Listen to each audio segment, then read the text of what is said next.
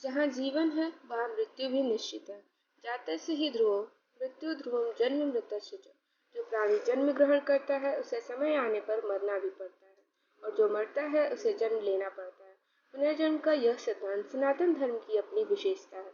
जीवन की परिसमाप्ति मृत्यु से होती है। इस ध्रुव सत्य को सभी ने स्वीकार किया है और यह प्रत्यक्ष भी दिखाई पड़ता है। इसलिए काल मृत्यु से आक्रांत मनुष्य की रक्षा करने में औषधि, तपचर्या, दान और माता पिता एवं बंधु बांधव आदि कोई भी समर्थ नहीं है। नौषधम न तपोदानम न माता न च बांधव सक्तविनम परितात्रुम नरम कालेन पीड़िता। इन शब्दों के साथ आप सभी को राधे राधे, हरे कृष्णा। आज हम बात करेंगे कि जीवन से पहले यानी जब बच्चा अपनी माता के गर्भ में होता है तो उन्हें कौन से कष्टों को सहना पड़ता है और भगवान श्री हरि विष्णु से क्या बातें वो कहता है। ये सारी बातें हम गरुड़ पुराण के अनुसार जानेंगे। तो आइए जानते हैं। 1 मास में सिर, 2 मास में बाहु आदि शरीर के सभी अंग, तीसरे मास में नख, लोम, अस्थि, चर्म तथा लिंग बोधक छिद्र उत्पन्न होते हैं।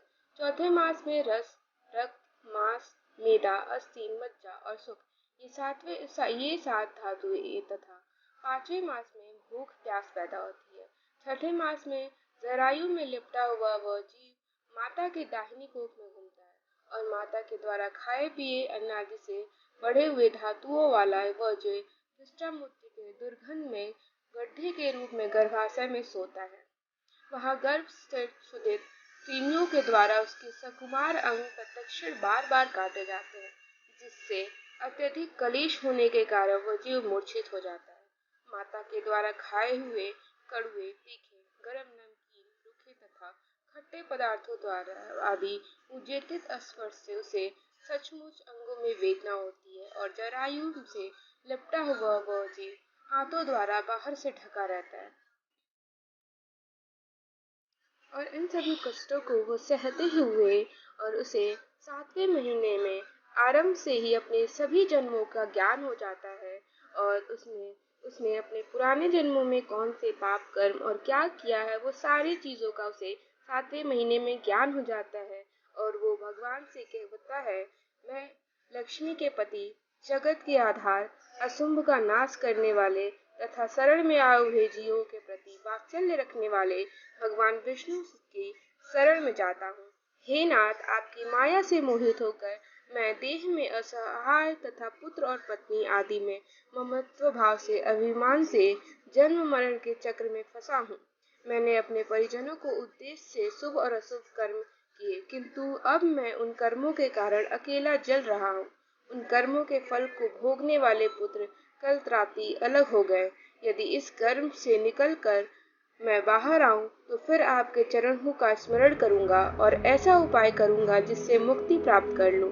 विष्ठा और मूत्र के कुएं में गिरा हुआ तथा जठराग्नि से जलता हुआ एवं यहाँ से बाहर निकलने की इच्छा करता हुआ मैं कब बाहर निकल पाऊंगा। जिस दिन दयालु परमात्मा ने मुझे इस प्रकार के विशेष ज्ञान दिए हैं, मैं उन्हीं के शरण ग्रहण करता हूँ, जिससे मुझे पुनः संसार चक्र में न आना पड़े अथवा माता के गर्भ से कभी भी बाहर जाने की इच्छा नहीं करता। बाहर जाने पर पाप कर्मों से पुनः मेरी दुर्गति हो जाएगी। इसलिए यहाँ बहुत दुखित स्थिति रहकर भी मैं खेद रहित होकर आपके चरणों का आश्रय लेकर संसार में अपना उद्धार कर लूंगा। इन सभी बातों से वो भगवान की विनती करता है और वो अपनी माता के गर्भ से बाहर नहीं आना चाहता है। परंतु जब वो अपनी माता के गर्भ 9वें महीने में जब वो अपनी माता के गर्भ से बाहर आता है तो उसे भगवान हरि की योग माया से उसकी जो बुद्धि होती है वो ढक जाती है, मोहित हो जाती है, जिससे कि वो अपने फिर से उन्हीं कर्मों में लग जाता है और भगवान की शक्तियों को वो भूल जाता है और इन सभी कारणों से वो इंसान फिर से इस माया रूपी संसार के चक्रों में फंस जाता है। राधे राधे, हरे कृष्णा। अगर आपको ये वीडियो पसंद आई हो तो वीडियो को लाइक करिएगा, चैनल को सब्सक्राइब करिएगा और बेल आइकन दबाना ना भूलिएगा। हरे हरे, राधे कृष्णा। अगर आपको ये जानकारी पसंद आई हो तो आप हमारे चैनल को सब्सक्राइब करिएगा, वीडियो को लाइक करिएगा और बेल आइकन दबाना ना भूलिएगा। राधे राधे, हरे कृष्णा।